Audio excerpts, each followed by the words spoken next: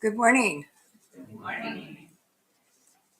I want to welcome everyone this morning, even those of you coming to us via the internet, to our Sunday morning broadcast on May 31st, 2026. This place where we are today is where we come together to remember the truth of our being, that we are a wonderful soul, having an experience living a life as a human here on planet Earth. We are here to celebrate life by nurturing one another with love and joy and friendship.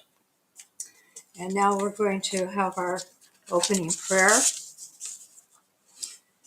So if you'd like to join me. Spirit, let us remember God the Creator works through us. Our work is not something we do, it is an inside job. Let us remember we work as co-creator partners with a creative intelligence that dwells within us.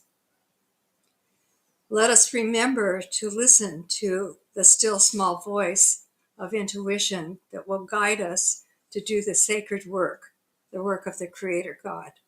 And so it is. Amen. Now I'd like to invite Reverend Jen back up to speak with us. I can go around her. It's okay.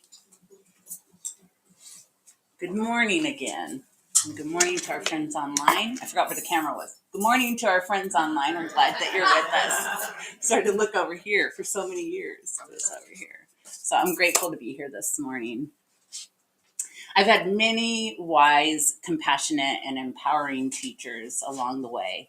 And often the words or the teachings that they've shared with me have stayed true. And one of those teachings has been the idea of being rooted in rightness, of becoming so certain in our perspective, that we stop remaining open for something greater. So I invite you to join me to look at this just a little bit closer. So what are we rooted in? What are we rooted in? Are we rooted in truth? Or are we rooted in our opinion of the truth? Because those two things can sometimes look similar. When we hear the phrase being rooted, it can often carry a positive message, right? Like we're grounded, right? We're grounded, we're rooted in, we're standing firmly in our values because we want to be people of integrity, right? And spiritually speaking, being rooted means our values and our actions are firmly anchored. They're firmly anchored in truth and justice and moral alignment, not swayed or influenced by outside experiences or maybe every emotion or even temporary circumstances. The challenge is that sometimes we become rooted in something else. Instead of being rooted in truth, we become rooted in our own version of the truth. Instead of being anchored in wisdom, we become anchored in certainty, right? And there's a difference. Truth allows us to expand, right? And certainty can be rigid. Truth remains open to information and revelation, and certainty says, nope, case closed. That's it. I'm certain, right? And when I say truth, I'm not merely talking about what I think truth is. The truth that I'm talking about is that truth that remains in love and in wisdom and in compassion and in that recognition of our shared divinity, of oneness. It's the presence of God or spirit, divine wisdom, whatever language speaks to your heart. Truth is bigger than being correct or being right. It is alignment with love and wisdom and compassion and spiritual understanding. And us humans, we are curious beings, aren't we? I've noticed something fascinating, I think, about humans. Well, we all want, or most of us want, peace. Right? We want peace and harmony and love and unity and compassion, all those feel-good feelings. And to be honest, most of us would also appreciate a little confirmation that we were right all along. Maybe not publicly, like shouted from the rooftop, Jen, you're right. Right? Maybe just quietly, spiritually, like I release all attachment to outcome. But if they eventually realize that I'm right, I don't want to stand in the way of that miracle. Man, the ego loves to be right. The ego loves being right. The ego loves having all the answers. The ego loves to decide who's awake and who's still working on some things. Our egos basically want a spiritual report card, secretly hoping that there's some sort of scorekeeping, right? And an occasional, wow, look at you, Jennifer. You've handled that situation so much better than everyone else, right? Here's your gold star for meditation. Here's some extra credit for dealing with that really difficult family thing. And you get bonus points for forgiveness, right? Where we can get tangled up or find it tricky to navigate is when that righteousness is disguising itself as virtue. So sometimes it sounds like, I'm just speaking my truth. I'm just speaking my truth. Remember when people would walk around and say things that, I'm just saying, maybe you have this experience, but they'd say something kind of rude or crass and they say, I'm just saying. Yeah, they're saying with no accountability, right? They hop in and then they just, and then they hop out. I'm just saying. I'm just saying. Maybe we fall into, I'm holding a higher perspective, or I've done the healing work, which ego is stepping in again, saying, I'd like everybody to know that I'm evolving faster than they are. And we laugh, we might chuckle a little bit because we know it's true, right? We've all done it. And judgment is not a character flaw. It's a human habit. It's a habit that we fall into because our judgments, they come from all different places, right? Our desire for safety, or maybe it's assurance or control. We want life to make sense. We want people to behave predictably, right? We want clear answers in this sometimes complicated world. So we create categories. We decide who is right and who is wrong, who's asleep and who's awake, who's conscious and who's not. And for about 30 seconds, probably less, it feels really satisfying, right?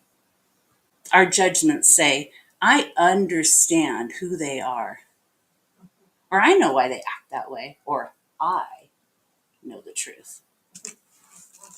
But our spiritual growth deserves wonder and mystery and humility. Because the moment that we become fully convinced of our own rightness, we stop learning. We stop being teachable. And that creates separation. We're not growing. We're not maturing spiritually. We become righteous. We create distance from others. We create distance from compassion and from love. And we create distance even from ourselves.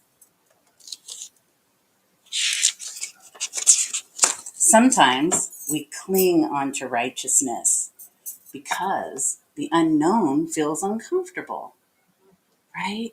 Judgment gives us that illusion of control. Our minds love certainty. It gives clear categories like right or wrong, or good or bad, or safe or unsafe, or us and them. And have you ever noticed how quickly the mind rushes to conclusion? Our minds rush to conclusion. And it says, if I can just figure that person out, or label the situation, or give reason to the behaviors, or decide who is right, then I can relax. Figure out all those things and I can relax. But life doesn't stay in those categories, right? And thank goodness, because if everything fit in those categories, our whole entire life, we used those categories, we worked from those categories, we'd never grow beyond them. We'd be stuck. And being rooted in our rightness can eventually become righteousness. That a conviction that is so strong that growth struggles to find a way in. Those fixed beliefs that leave little room for any new beginnings or new understandings. And that can limit us. That limits our growth. If I already believe that I am fully right, then why would I change? Why would I change? Change and transformation, it takes self-reflection, right? We do a lot of that around here. We're always looking at this, I can't say the word, we're always looking at our stuff, right? We're looking at our stuff, right? But it takes surrender and openness and accountability, right? Saying, maybe I don't know the whole picture yet. Righteousness can be kind of sneaky too, and it can appear in loving language, maybe by spiritual bypassing, which that's when we use our spiritual beliefs or our practices to avoid confronting those uncomfortable or those unresolved things. Maybe it shows up as performative compassion. Performative compassion, when outward, that's that outward expression of empathy. So we're seeing who's watching, right? We're prioritizing the public perception without genuine concern for another. Righteousness can look like needing to appear a certain way, like peaceful and enlightened. And an attachment to spiritual identity, believing our path is more evolved. We are more evolved. I had a friend share with me that they loved being the weird one at work. They loved being the spiritual one. They're the token office spiritual one, right? Having all the crystals, the statues, sound tools, affirmations, all of these things on their desk, right? Perception, our need to appear in a certain way, that can leak out into other areas, not just here, in our work, in our community. And even kindness can become ego when we need to be the kindest person in the room. Being rooted in rightness also can be felt in the body, right? We know, we feel it in our body. We get tight, we clench our jaw. Maybe there's urgency or defensiveness. Maybe there's even heat. You feel that fire burning. We have that need to win. Have you ever said, I'm not upset? I'm not upset. And your jaws clenched so tight that you could crack a quartz crystal with your molars. I'm not upset. So how do we move beyond this? Because it's not about becoming passive or not having discernment.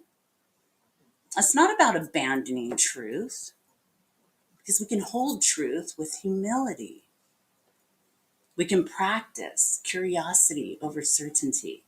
Being curious, help me understand, instead of, I know. Or, what am I missing? What might I be missing? What else could be true?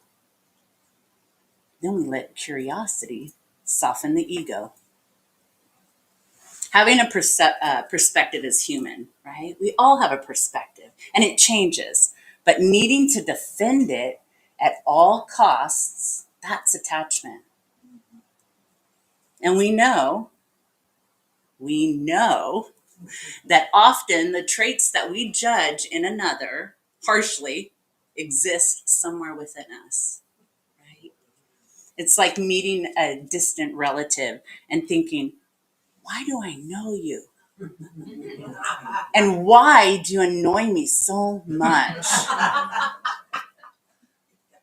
Sometimes that trait that we're judging in someone else is our own trait, maybe dressed in a different outfit, right?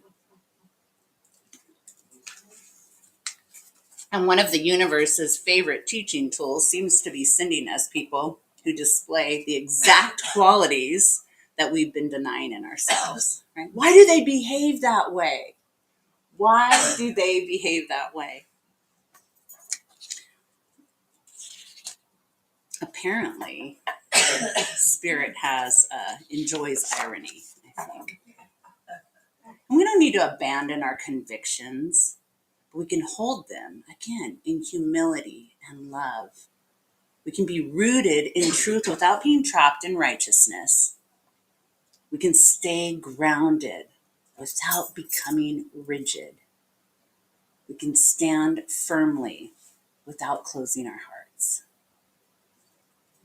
We don't need to attach ourselves to being the only one who knows, or the only one who sees clearly, or the only one who's correct, right? The only one who is right. Because spiritual maturity is not about becoming the person who's always right. It perhaps is becoming the person who remains open even when they think they're right. Even when they think they're right. And as we know, life has a way of humbling us, right? We get humbled. Nothing develops compassion quite like discovering that something that we once explained with absolute confidence, we explain it with confidence, in fact, is incomplete or wrong. Life has handed me some of those moments more than once. Maybe some of you can relate. And it's usually right after I felt particularly wise. It's amazing how quickly a moment of spiritual certainty can become a lesson in humility. And life is like that, right? It has a remarkable talent of turning our greatest insights into our next growth opportunity. Just when I think, silly me, when I think that I've mastered a lesson, the universe says, oh no, here's an advanced course, right?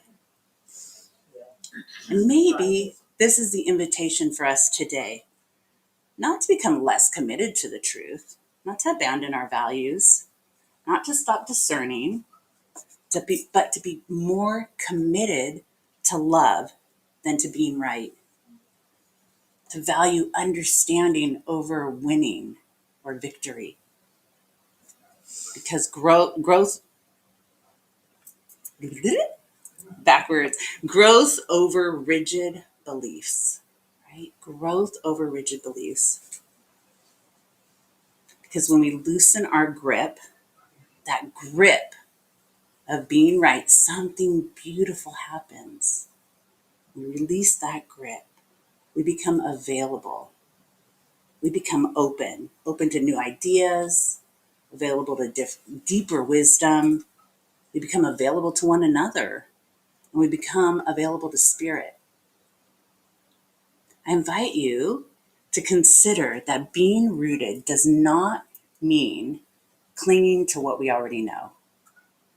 Being rooted may mean being deeply grounded while remaining open to what is yet to be revealed.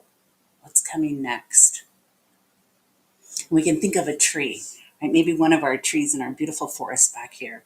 A great tree whose roots run deep into the earth, yet the branches are growing outward and upward, strong enough to stand, and flexible enough to grow. It reminds me of a metaphor, and it's about growth. Green, flexible branches, right, that can bend without breaking, while old branches that are rigid and dry, what happens? They snap, right? They snap. And there's a saying that reflects that softness and flexibility. It's a Chinese saying, and I couldn't say the word, so we're going to call it a Chinese saying. And it's about softness and flexibility, that they're signs of life. Softness and flexibility are signs of life and resilience, while rigidity and hardness are signs of decline and fragility. Growth is the evidence of life. I believe our spiritual path was never meant to make us certain. Sorry if that's a spoiler alert. We're not going to get certain. But it's meant to awaken us. Not meant for us to be superior. We're not more than. We're not more than. It's meant to help us become more fully ourselves, to come to that space of authenticity. As you move through this week, I invite you to carry a few questions with you. Where are your roots? Where are my roots? Am I rooted in fear, or am I rooted in truth?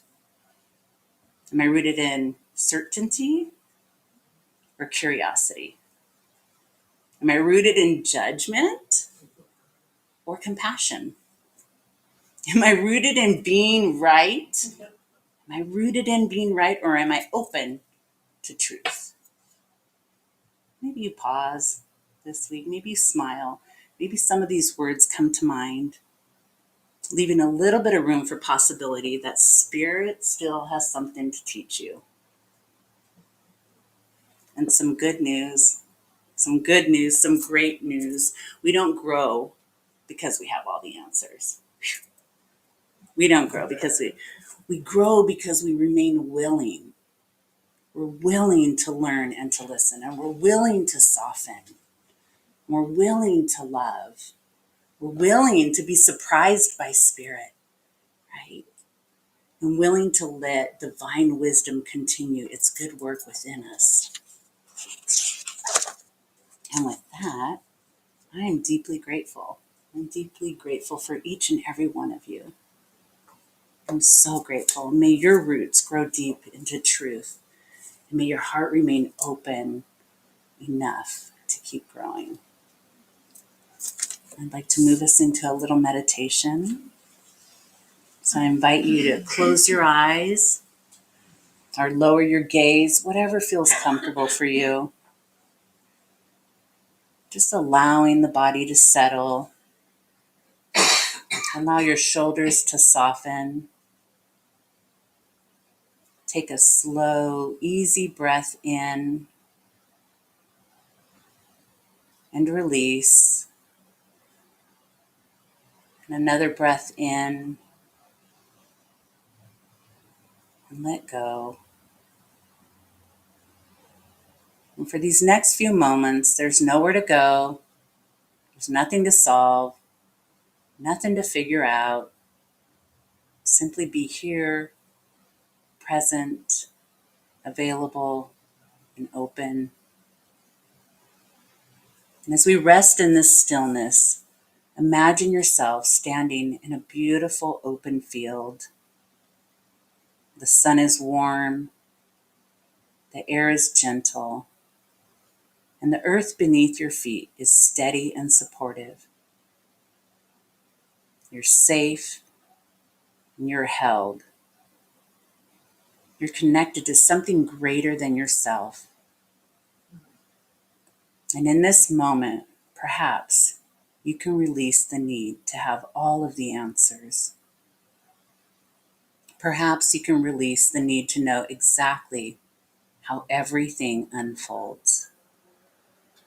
Perhaps you can release the need to carry the weight of certainty just for this moment.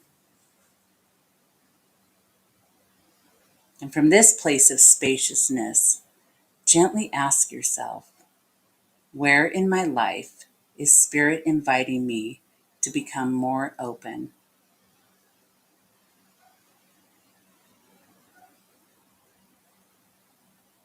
Where am I being called to trust rather than control?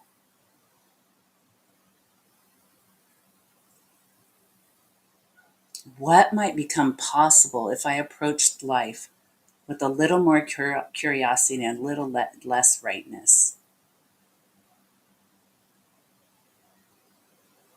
Is there someone, including myself, who could benefit from a little more understanding and a little less judgment?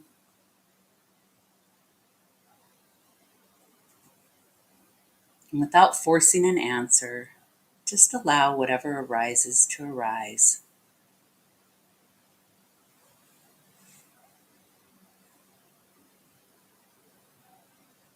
Now bring your attention to your heart and see a warm light there, a light of wisdom, a light of compassion, a light that does not need to prove anything, a light that simply shines. Feel that light expanding, filling your heart and your mind and your entire being. You're not here to have life completely figured out.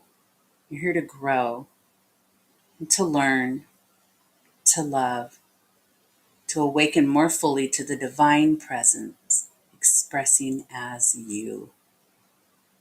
And so today, we affirm, I am open to greater wisdom. I am open to deeper understanding. I'm willing to learn. I'm willing to grow. I trust the unfolding of life. I trust the wisdom of Spirit within me. And I move forward with a heart that is both grounded and open. And just rest in that awareness.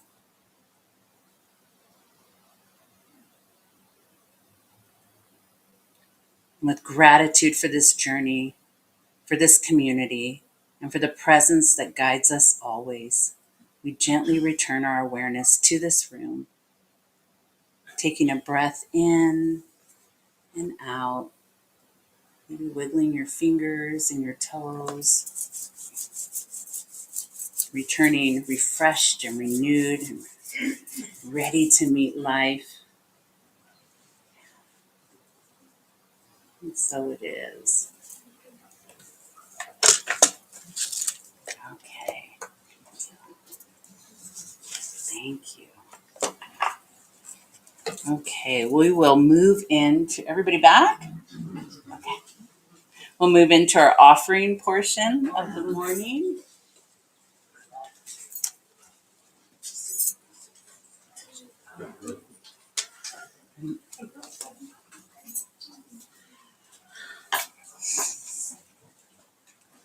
Thank you, Shelley. As we prepare our offerings to the home center, let's hold it in our hands and charge it up with the energy of alignment, generosity, and sacred intention. We know that we are part of the greater circulation of good and that our gifts will multiply for the highest healing, growth, and service to us and our community. As the basket is coming around, please fill it with your blessings, and we thank you for your generosity and for continuing to support our good works. And so it is. And as the basket goes around, I'd like to invite Reverend Connie back up to the, I almost said Madge, Reverend Connie.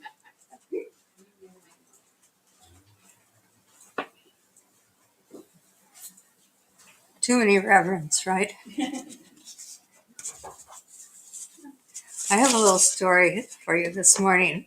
It's from this little book called Sermons on the Couch, a year of inspirational reflections by Cindy Gentry. She kind of has like she's talking on the radio to people. And the title of this one was Boomerang. Hello again, most stunning and stupendous angels. Gather close as we figuratively join hands and join hearts to come together in a little while of quiet reflection. I come to you today about Newton's third law. For those of us who last studied physics back in high school, allow me to refresh your memory. The gist of that: for every action, there is an equal and opposite reaction. Call it karma, call it kismet, call it just rewards.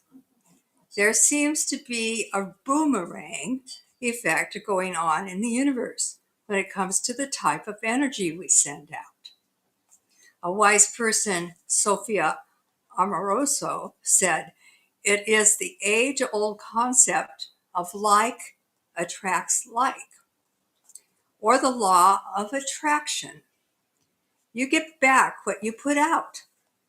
So you might as well think positively, focus on visualizing what you want instead of getting distracted by what you don't want, and send the universe your good intentions so that it can send them right back. Do you have any hard scientific proof that this is the fact, how things work? No, I do not. I could try to convince you that it's true because I want so badly to believe that there is a force in the universe that ensures that good people get back what they give out and awful people get back flaming dumpsters of manure. The cosmic justice, if you will, but I'm not so naive as to think that it is always the case. Or could I tell you a lot of personal stories where I found this to be the case? Like how in writing these sermons with the intent to be helpful, I've gotten back so much more in lovely comments than folks have shared. Or how when I've offered help to some people who were homeless and received the most angelic smile in return, which opened my heart. Instead, I'll leave it to one of the brightest minds the world has ever known. The wise person Albert Einstein said, "Everything is energy, and that's all there is to it." And isn't that something we've been learning? Match the frequency of the reality that you want, and you cannot help but get that reality. It can be no other way. This is not philosophy, this is physics. If you have not been on the receiving end of the good stuff, dearest, let's get to the bottom of that right now. First of all, you have to pay attention. Sometimes the good will sneak up on you like a tiny flower peeking out of the crack in the sidewalk, or the softly spoken compliment that we too easily dismiss. You have to pay attention. It will not always slap you upside the back of the head. You rush through your life staring down at your phone. Next, you have to make sure that you are not surrounded by the feral pack of takers. Sometimes we get all the goodness and light sucked up by those who would take advantage of us.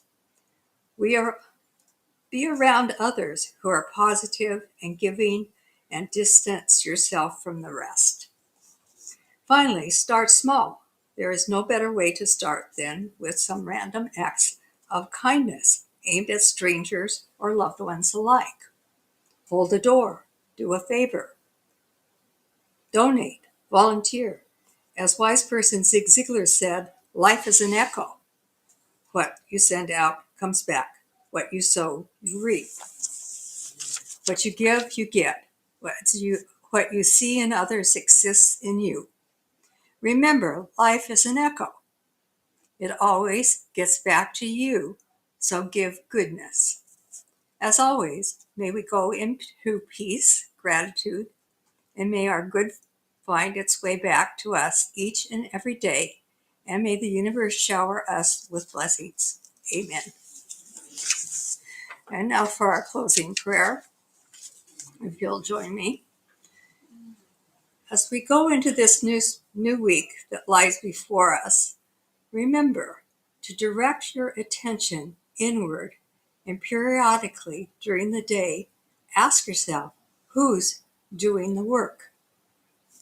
Let us be a blessing in the inner work we do as co-creators this week. And may we be a beneficial presence in our world. Amen, and so be it.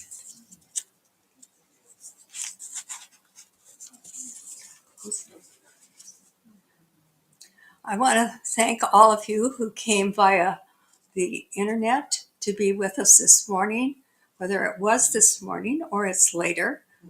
We are grateful to have all of you join us and hope that the message has inspired you. As you go about your week, we bless you with love and light, and so it is.